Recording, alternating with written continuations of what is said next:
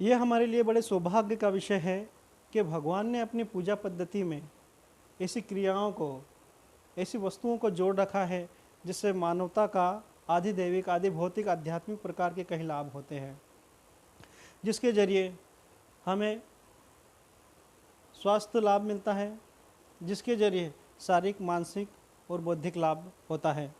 बात कर ली जाए अगर धूप की, तो धूप से कई प्रकार के लाभ बताए गए हैं। इस बात को हम अगर इस तरीके से समझें कि हम कहीं दुर्गंध भरी जगहों पर जाते हैं तो हमारे शरीर को भी तकलीफ़ होती है और मन भी निराश हो जाता है, और हम कहीं सुगंध भरी जगह पर जाते हैं, बाग बगीचों में, तो हमारा शरीर भी अनुकूल होता है और मन भी प्रसन्न होता है।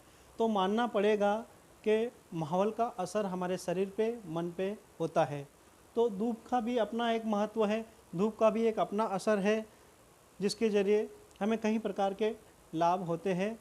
जो वातावरण में फैले हुए कीटाणु रहते हैं, जीवाणु रहते हैं, वो धूप से नष्ट हो जाते हैं और एक सकारात्मक ऊर्जा उत्पन्न होती है, जिसके ज़रिए हमें कई प्रकार के शारीरिक और मानसिक लाभ मिलते हैं।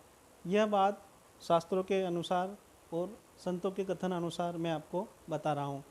दोस्तों, हमने कई धार्मिक टीवी सीरियलों में या शास्त्रों में पढ़ा होगा या सुना होगा कि पुरातन काल में पहले के ज़माने में ऋषि मुनि, संत जन मानवता के विकास के लिए हवन यज्ञ किया करते थे, और राक्षस लोग, असुर लोग, दानव लोग उन यज्ञ हवन के अनुष्ठानों को ध्वस्त कर दिया करते थे। क्यों?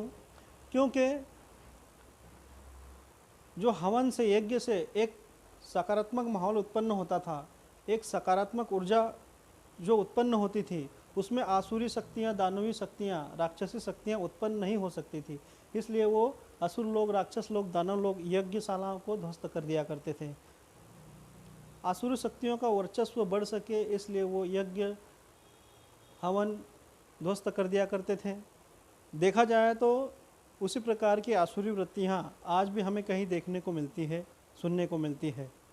जब भी सनातन संस्कृति के तिथि, तीज, त्योहारों, पूजा पद्धति की बात होती है तो कुछ नकारात्मक लोग नकारात्मक ढंग से हमारे तिथि, तीज, त्योहारों पर, पूजा पद्धति पर टिप्पणी कर दिया करते हैं बिना सोचे समझे। खैर, ये रही एक बात। शास्त्रों और हमारे संतों के कथन अनुसार धूप का बड़ा महत्व है। धूप देवताओं की प्रसन्नता के लिए भी की जाती है, पितरों की संतुष्टि के लिए भी की जाती है। घर का वातावरण अगर नेगेटिव हो तो उसको सकारात्मक करने के लिए भी की जाती है। घर का वास्तु अगर नेगेटिव होता है तो वो भी अनुकूल होता है। इससे कई प्रकार के हमें स्वास्थ्य लाभ भी मिलते हैं, क्योंकि वातावरण अगर पवित्र होगा और उस पवित्र वातावरण में हम अगर सांस लेते हैं तो निश्चित ही है कि हमें स्वास्थ्य लाभ होता है। धूप कई प्रकार से की जाती है और कई प्रकार की वस्तुएं होती है उसमें। मैं यहाँ पर बाजारू और केमिकल की वस्तुओं की धूप के लिए बातें नहीं कर रहा हूँ, क्योंकि उससे सकारात्मक ऊर्जा के बदले एक नकारात्मक ऊर्जा भी उत्पन्न हो सकती है।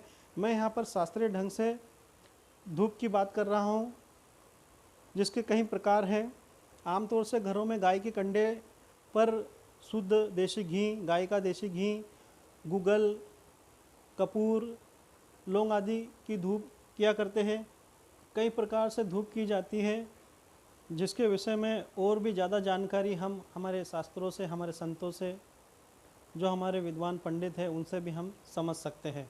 तो दोस्तों, हमें हमारे शास्त्रों से, हमारे संतों से, हमारे संस्कृति के विषय में, पूजा पद्धति के विषय में जानना चाहिए, समझना चाहिए, और हमें आने वाली पीढ़ी को भी इस विषय का ज्ञान कराना चाहिए।